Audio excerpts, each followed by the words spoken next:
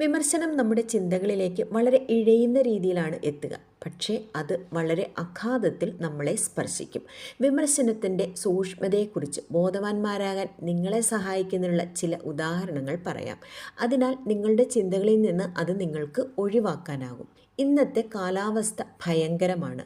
ഗതാഗതക്കുരുക്ക് ഭയങ്കരമാണ്. സേവനം ശരിക്കും മോശമാണ്. നമ്മുടെ ഓർഡറിനായി എത്ര നേരം കാത്തിരിക്കണം? ആ വാഹനക്കാരൻ ഒരു ഭ്രാന്തനാണ്. ഇവിടെ നല്ല ചൂടാണ്. ഞാൻ ഇത്രയും കാലം തടഞ്ഞു വെച്ചിരിക്കുകയായിരുന്നു. ഇപ്പോൾ വന്നു കയറിയിരിക്കുന്നു.